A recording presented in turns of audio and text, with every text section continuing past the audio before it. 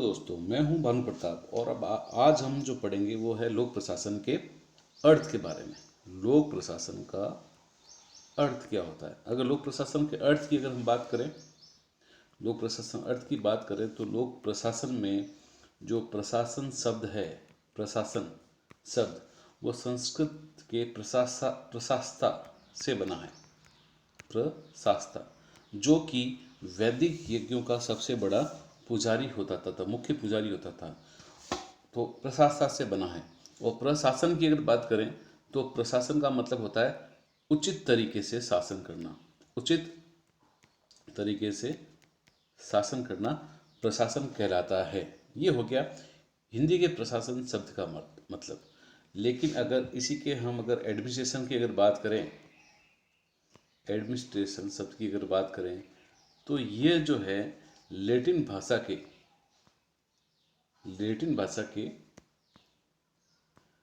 Add plus minister, ad plus मिनिस्ट्रियारी,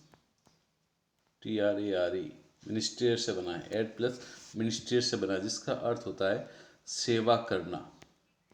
सेवा करना तो एड प्लस मिनिस्ट्रियर का मतलब होता है सेवा करना, और प्रशासन का मतलब होता है उचित तरीके से सेवा करना। और लोक प्रशासन अगर शब्द की बात करें तो उसमें लोक का तात्पर्य होता है सामान्य अर्थों में जनता से। तो अगर लोक प्रशासन का अर्थ क्या होता है तो हम कह सकते हैं जनता के लिए, जनता के लिए उचित तरीके से शासन करना, जनता के लिए उचित तरीके से शासन करना कहलाता है लोक प्रशासन। फिर अगर हम बात करें सामान्य अर्थों में, जैसे मैंने कहा कि सामान्य अर्थों में तो लोक का मतलब जनता से होता है, लेकिन अगर पूछा जाए एग्जाम के अंदर कि लोक प्रशासन के अंदर, लोक प्रशासन के अंदर लोक का मतलब क्या होता है तो वो होगा सरकार। सरकार। और सामान्य अर्थों में लोक का मतलब जनता होता है, लेकिन लोक प्रशासन में अगर एग्जाम में पूछे तो इसका मतलब होता है सरकार। तो कहा जा सकता है सरकार द्वारा, अगर पूरी परिभाषा की बात करें तो सरकार द्वारा जनहित में या लोकहित में किए जाने वाले कार्यों को लोक प्रशासन कहा जाता है। लोक प्रशासन कहा जाता है। ये हो गई इसकी पूरी परिभाषा। यह ध्यान रखने वाली बात है कि सामान्य अर्थ में तो लोक का मतलब जनता से होता है, लेकिन अगर पूछा जाए कि लोक प्रशासन में लोक का मतलब क्या होता है तो उसका मतलब होता है सरकार से। ये हमने बात की इसके शाब्दिक अर्थ की। लोक प्रशासन और एडमिनिस्ट्रेशन जो होता है उसके शाब्दिक अर्थ की हमने बात की। अब इससे जुड़ी हम कुछ जो कथन हैं परिभाषाओं से संबंधित इसके, वो हम बात करेंगे कुछ विचारकों के। तो उसमें सबसे पहले बात होगी वुड्रो विल्सन। वुड्रो विल्सन की अगर बात करें तो वुड्रो विल्सन ने शब्द का यूज किया है विधि, क्योंकि ये खुद एक राजनीति विज्ञान के प्रोफेसर थे। तो इन्होंने जो वर्ड का यूज किया विधि, और इन्होंने कहा है कि विधि को लागू करने के लिए की जाने वाली समस्त क्रियाएं, या विधि को व्यवस्थित रूप से लागू करना, विधि को विस्तृत और व्यवस्थित रूप से लागू करना या लागू करने के लिए किए जाने वाली क्रियाओं को लोक प्रशासन कहा जाता है। विल्सन के लिए विधि शब्द ध्यान रखें। मुख्य आपको जो परिभाषाएं हैं उनमें जो कीवर्ड है उनको पकड़ना है, क्योंकि पूरी परिभाषाएं एकदम आप याद नहीं रख सकते। तो कीवर्ड को पकड़ें। एग्जाम में परिभाषा की जो आगे वाली जो लाइनिंग है उसमें चेंज हो सकता है, लेकिन कीवर्ड वही रहेगा। विधि, कानून आ सकता है इसकी जगह। तो ध्यान रखें विल्सन व से विधि। फिर अगर हम बात करें तो इनके सिवा वाइट की परिभाषा भी इंपॉर्टेंट है। एल डी वाइट ने कहा है लोक नीति वर्ड का यूज किया है, और इन्होंने कहा है कि लोक नीति को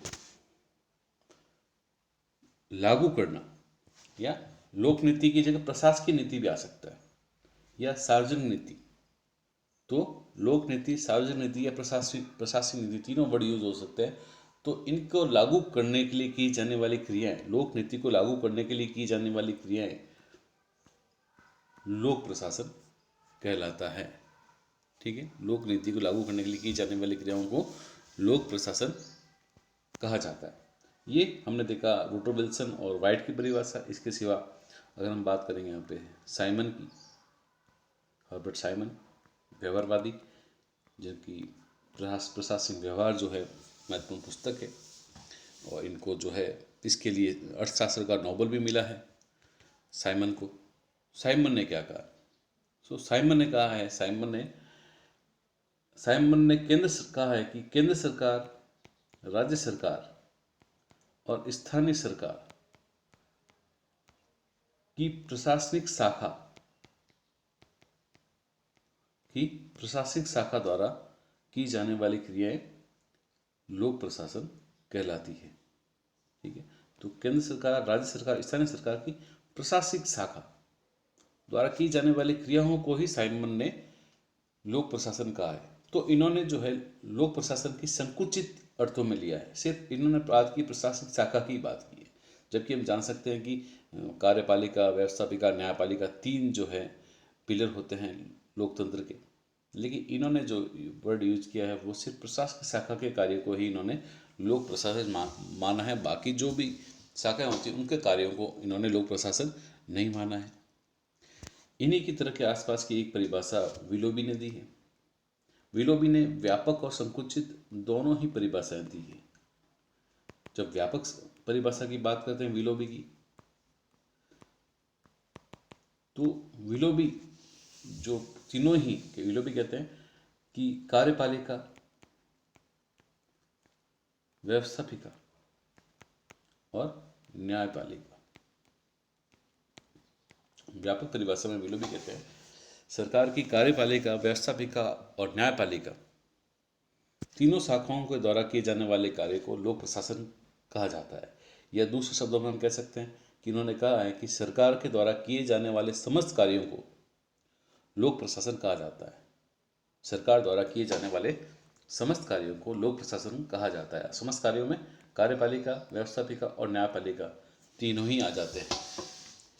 इसके सिवा विलोबी ने संकुचित अर्थ की परिभाषा भी दी है, और संकुचित अर्थ की परिभाषा में विलोबी ने कहा है सरकार की कार्यपालिका शाखा द्वारा किए जाने वाले कार्यों को लोक प्रशासन कहा जाता है। तो ये कुछ महत्वपूर्ण परिभाषाएं जिसमें हमने विल्सन, विलोबी, वाइट और साइमन की परिभाषाओं को पढ़ा। उसके सिवा हमने जाना कि प्रशासन का अर्थ क्या होता है, एडमिनिस्ट्रेशन का अर्थ क्या होता है, ये हमने आज देखा। अगली क्लास में हम बात करेंगे लोक प्रशासन की प्रकृति और उसका क्षेत्र।